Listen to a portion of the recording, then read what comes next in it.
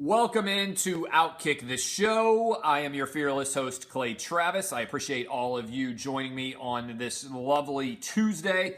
Apologies for missing the show yesterday. I was playing in a charity golf tournament and did not get back in time to do the show. Yes, I got a haircut. Hair is now much shorter. I'm streamlined for the warm weather, and I'm early today. I've got a lot of meetings that I'm running around to this week to get ready for me taking over control of Outkick the Show. Appreciate the feedback on the haircut. Appreciate the feedback on the short hair. I know it's hard to believe, but I actually look sexier than I did before. Outkick the Show is presented by Oddshark. Go to Oddshark for all of your gambling and informational related needs. Again, I'm early today because I've got some meetings this week as part of me taking over all of Outkick advertising.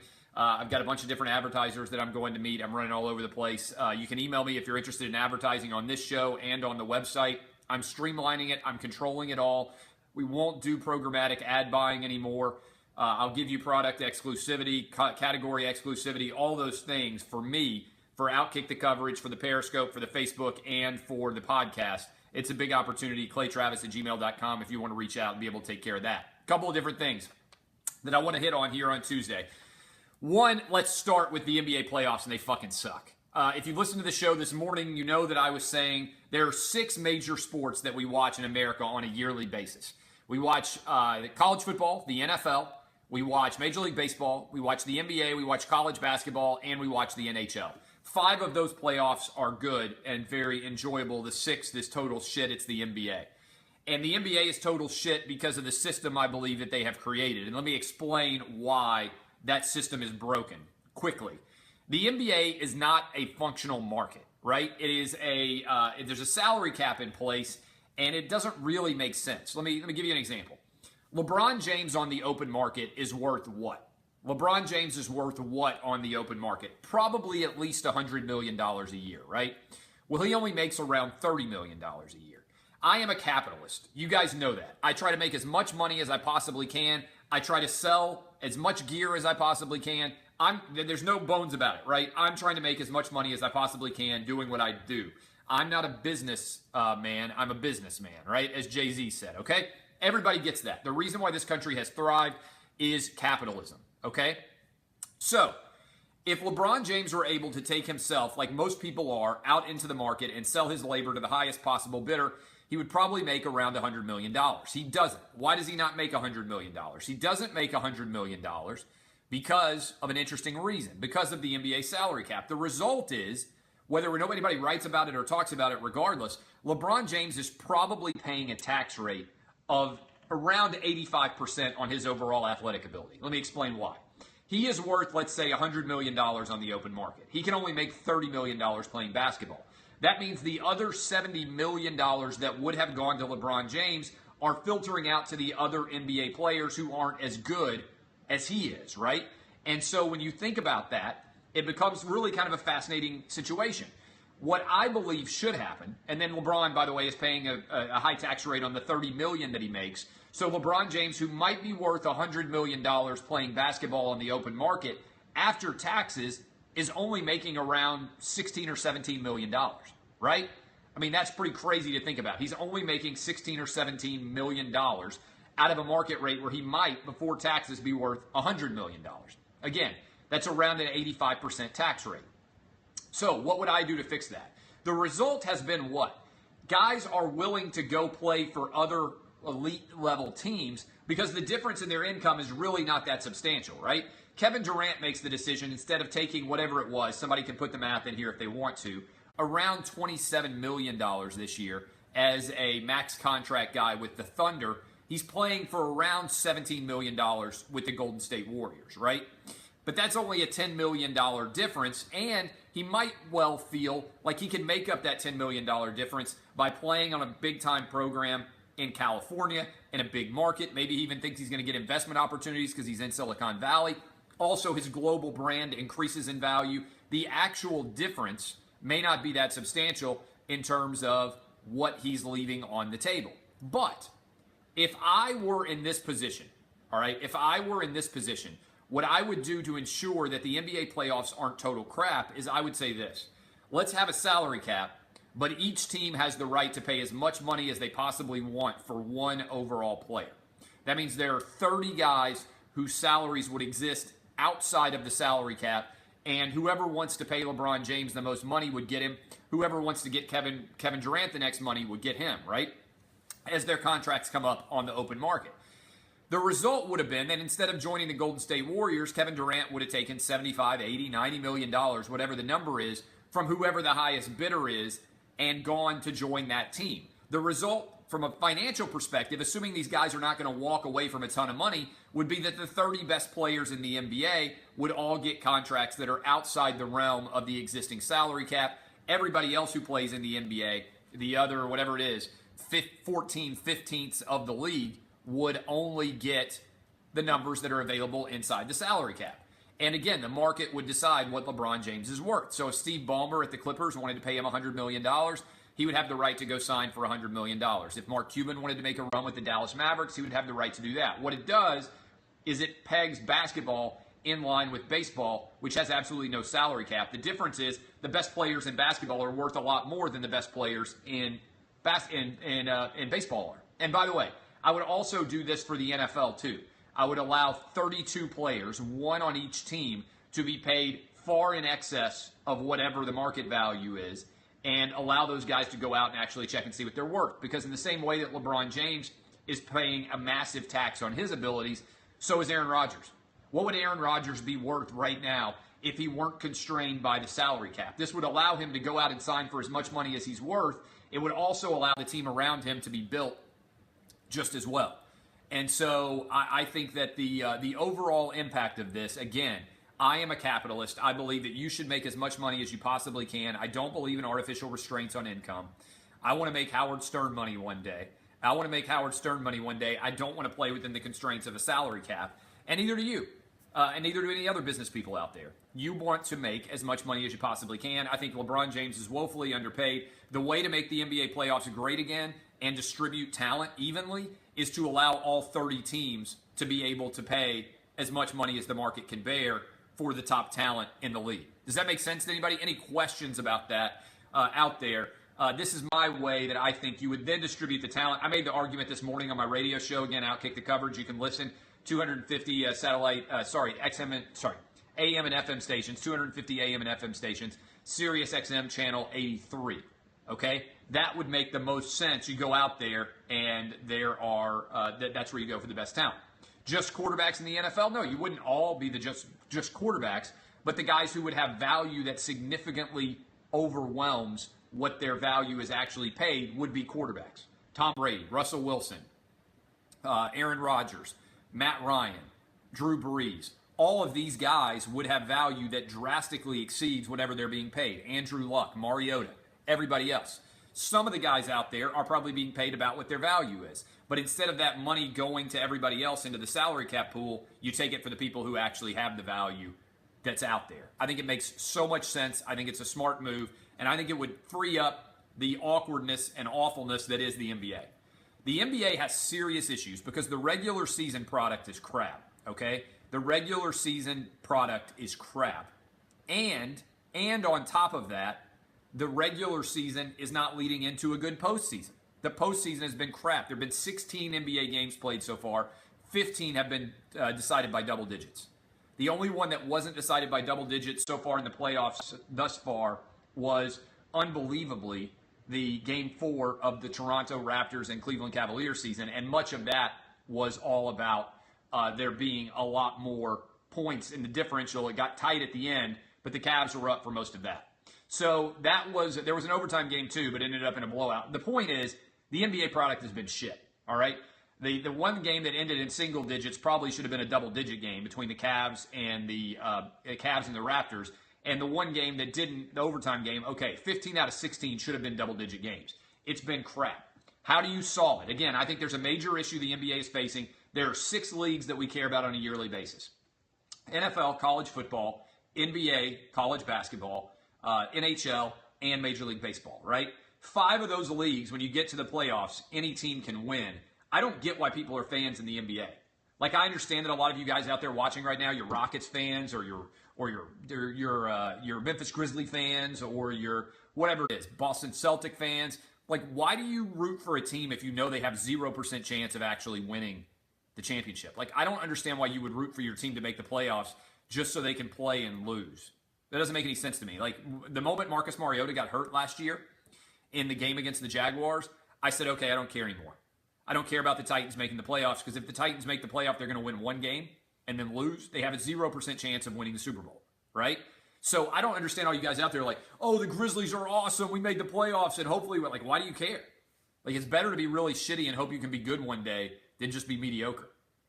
And again, the distribution of talent is skewed 100%. So if you had this situation where you had one guy being able to pay as much as he wanted for all 30 teams, one guy can make the most of the market cap of a value, whatever his market value is, then I would love to see it. Questions that you guys have out there, again, about my plan to make the NBA great again. I think it makes total sense. I think that the LeBron Jameses of the world should be behind it. If anything, it's been very selfless to set the cap as low as it actually is. Did I break 100 yesterday? It was the scramble golf, and it was an ugly performance by me. Very, very ugly performance. Small market teams are owned oftentimes by billionaire owners. You're not going to be able to compete for the best. Just deal with it. I don't think what small market team is incredible now. Like, everybody's like, what about the small market teams? What small market teams other than the Spurs are really good right now? The Spurs are pretty good. But eventually you're going to lose all your best players anyway. I mean, that's just the truth. And again, most of these owners are billionaires. So all this would do is unlock for the players some of the value that's being created in the overall worth of the team. Right? That's really kind of the angle there that I think is going to be fantastic. So yeah, lots to go on. Anyway, that's my resolution to solve the NBA issue. Cleveland isn't a big market. Well, luckily for them, their owner is a billionaire. I mean, you guys need to stop use your brains. All right, the revenue that's produced in the NBA between a small market and a big market is not that much substantially different, because the vast majority is shared evenly from TV money, okay? The difference here, if you want to argue that there's going to be a competitive imbalance, is based on the amount of money that the owner has. In other words, I believe Steve Ballmer is the richest of all of the owners in the NBA. So Steve Ballmer can go out and pay more for LeBron James because he can go into his own pocket and pay a lot of money for whatever talent he needs to go find.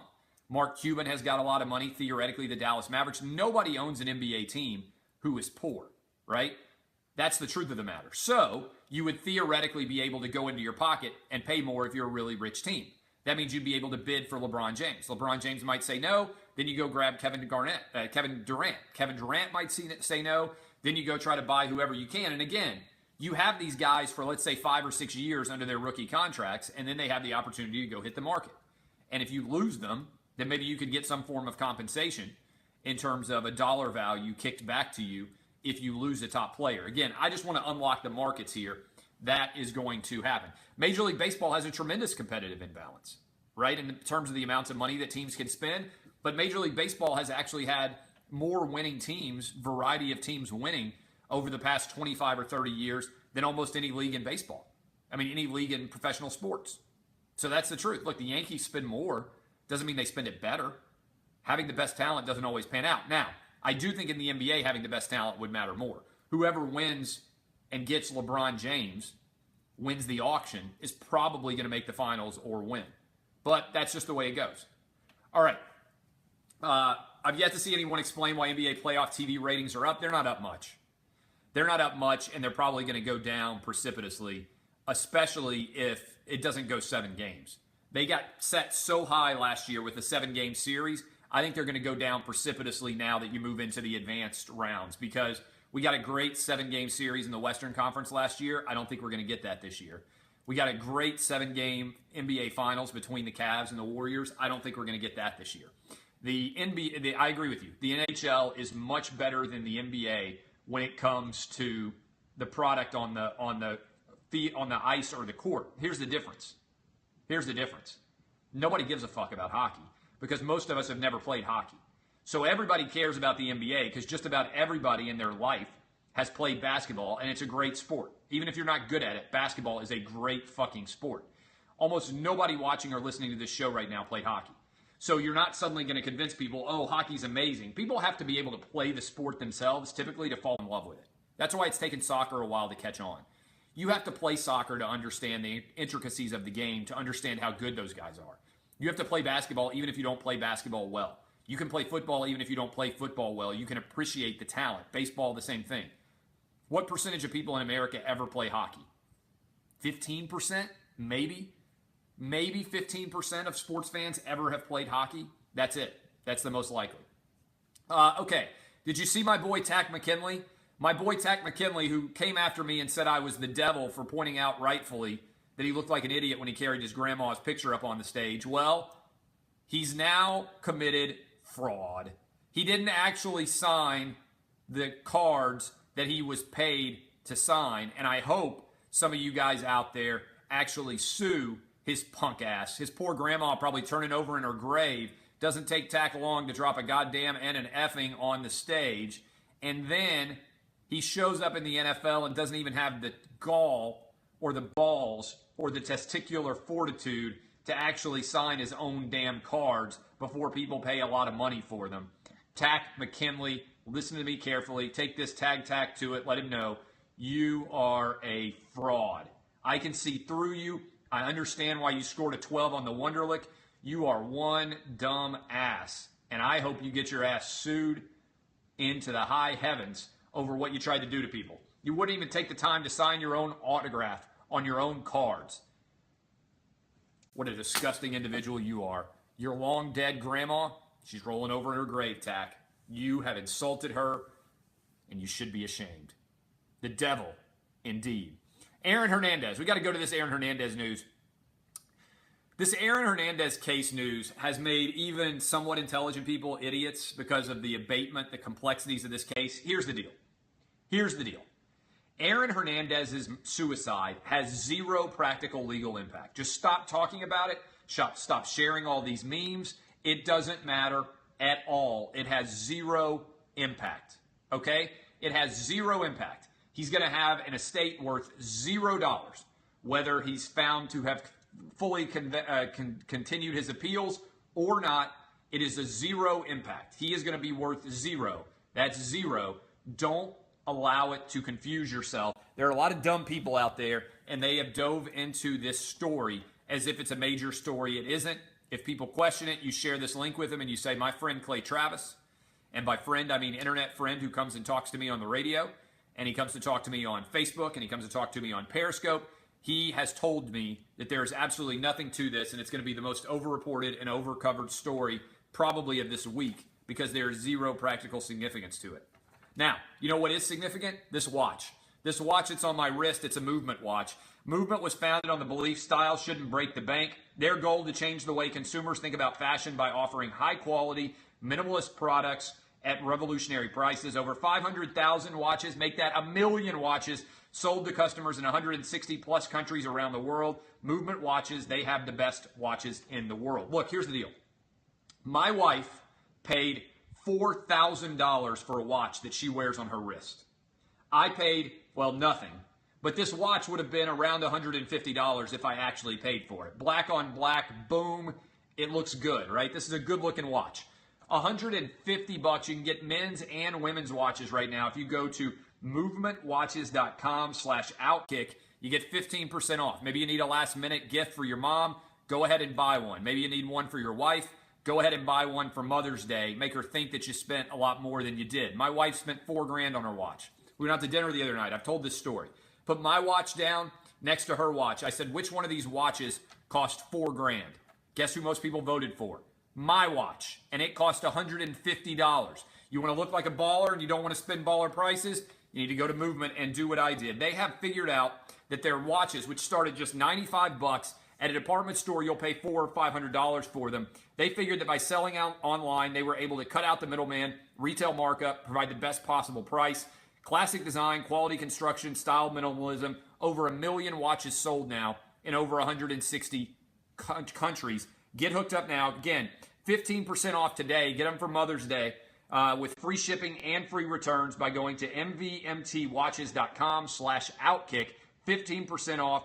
This watch, again, Fantastic. People thought it cost $4,000. My wife's did. This was phenomenal. Two broke college kids started this company. They wanted to wear stylish watches without breaking the bank, and they hooked it up. Just like I did, just like I started Outkick with nothing at all and turned it into a really successful and wealthy business that hopefully one day, it's going to be private jet money. Well, they did the same thing. They can hook you up again. Go to mvmtwatches.com/outkick and you'll be hooked up as well.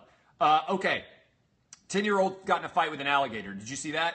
10-year-old got into a fight with an alligator and she fucking wrecked that alligator. If you haven't seen that alligator is dead now.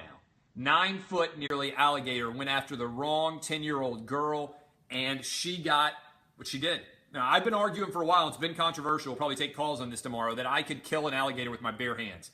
I have argued that if you got me a 6 or 7-foot alligator, most of that's tail. Sounds like a big gator, but most of it is tail. That I could get on its back, I could hold its mouth closed, and then I could go elbows, elbows, elbows, elbows, right in the spot where you shoot, right above the head. And then eventually I could flip it over once it was deadened, and I would go elbows, elbows, elbows, right into the midsection as long as it took to rupture some organs. Bang. People's elbow, just like The Rock back in the day, I would break it off big time, all right? This 10-year-old girl sticks her fingers in the alligator's nose. The alligator can't breathe. It lets go, and now she's a hero, a real-life Wonder Woman. I am convinced. Somebody just said she could probably beat Ronda Rousey. You're probably right. She's less of a fraud than Ronda Rousey. I would kill an alligator, and this 10-year-old girl has given me plenty of evidence that that makes total sense and that that's a really good argument. Also, I want to tell you about Billions. Billions, if you are not watching this television show, it's phenomenal. Season 2 of Billions just ended, and it was so well done. I was blown away by the quality of Billions this season. If you're not watching this show, you need to be. It is incredible. So good. So good. Go watch Billions right now. And I just want to give that endorsement. We also had, somebody just brought it up, that's a good question. Are you guys who are watching Billions, are you Team Axe? Is anybody rooting for Giamatti? Is anybody rooting for Giamatti at all? I got to go grab my water here. Anybody at all rooting for the Paul Giamatti character? I find the Paul Giamatti character to be thoroughly unlikable. I think everybody roots for Axe, right? It's phenomenal. It's a really, really good show. 2 seasons in, Axe versus Giamatti. It's on Showtime, you cheap bastards. And you need to be watching it if you haven't. I think it's the best show currently airing. It just ended. But I'm telling you, it's fantastic. And you'll be glad that you did. Okay, the Kangaroo Attack. We talked about the Kangaroo Attack on the show this morning. Poor girl in Alabama goes to an Alabama safari. Exactly what happens there, what you would expect to happen. Kangaroo Attack. Kangaroo attacks a girl. She has to get 14 stitches. If you heard the audio on the show, it's phenomenal. If you haven't heard the audio on the show, you need to go subscribe to Outkick the Coverage. We played it a bunch of times on the show this morning. Local News went and interviewed her, and it was flat out unbelievable. It was a phenomenal display of local news, unbelievable editing. It should win a Marconi for us for radio, and also an Emmy for that local newscast. It was fantastic. Just a fantastic situation all around. This is what happens when you go on an Alabama safari. The only thing that was missing from the Alabama safari was the random Crimson Tide fan running out and exposing himself while slow stroking to Nick Saban. You think I'm telling the wrong story there, but I saw where Busted Coverage has a story up about a guy who exposed himself, Alabama clothes, of course, and then turned himself in after exposing himself. Alabama fans, the gift that keeps on giving. I hope you guys saw that my picture that I put out. One of my readers sent me an email with a picture from Talladega of a guy with a Nick Saban back tattoo that has since gone viral. It was an incredible find. Great picture of an Alabama fan in the wild. Appreciate you guys sharing it with me, and it has gone everywhere. Questions now. I'll do some rapid fire before I run out for meetings today. Alligator versus kangaroo. I got the gator.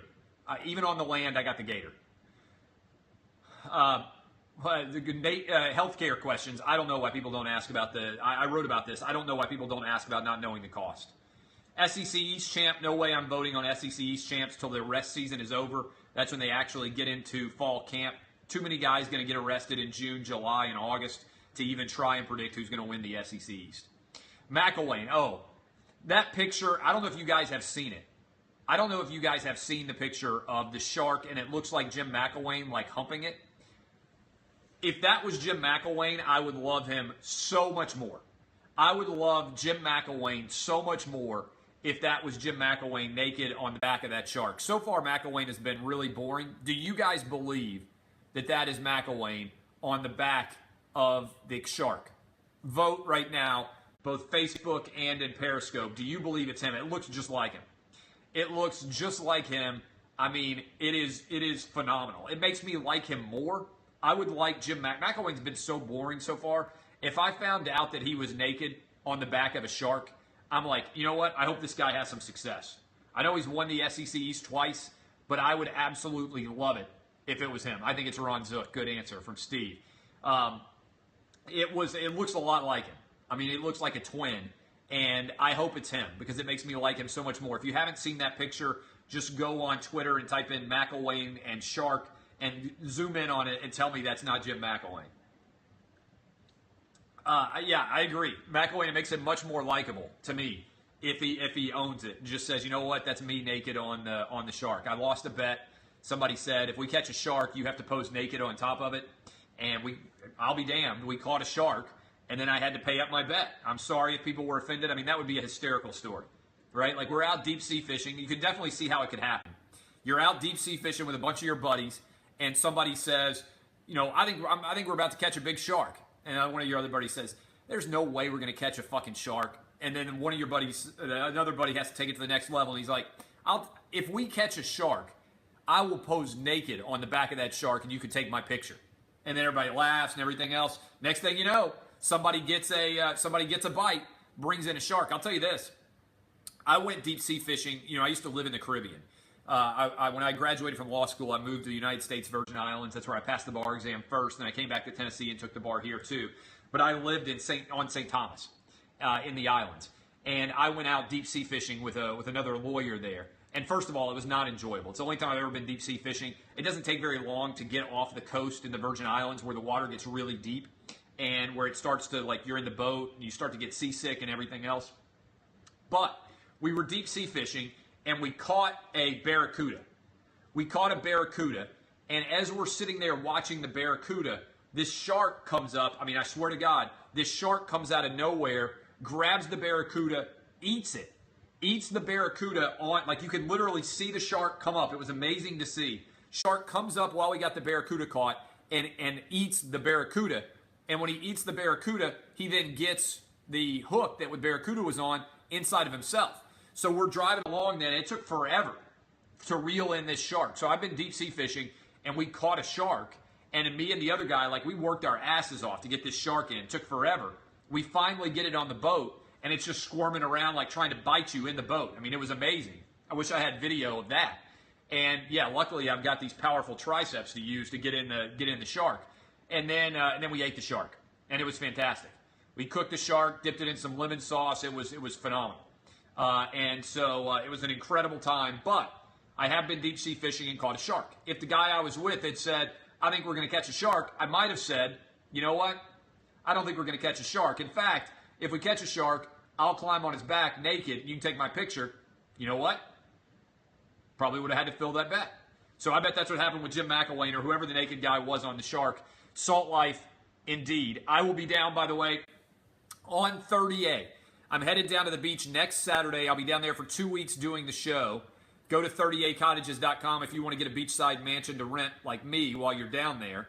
And we're going to have a couple of meetups. I'm telling you in advance, we're going to have a couple of meetups. If you happen to be down on 30A for either the week before Memorial Day or the week after Memorial Day, and I know a ton of you are down there, we're going to have a couple of meetups down there on the beach. I'm not giving you a Rocket Spurs pick because I'm out of the Rocket Spurs series. I don't have a good read on that one. All 4 games have been incredibly difficult to try to forecast. Not giving a pick on that one. The picks are still on fire. I will give you a pick probably maybe in the Celtics series tomorrow. The Rockets and the Spurs has been too hard. The lines have been too substantial. It's like 5 or 6 points each way. I'll give you a pick on Wizards and Celtics tomorrow. Love you guys. This has been Outkick the Show. Go to Oddshark for all your gambling and informational related needs. And I absolutely love all of you. Share this show. Thank you. Remember, I now control all advertising. This man with this great new short haircut and this great trophy husband shirt, I now am hooked up, and you can be hooked up as well. All you have to do is go to Outkick the Show. Check it out. Also, email me if you want to advertise. ClayTravis@gmail.com. Love you guys. DBAP. I'll see you guys tomorrow.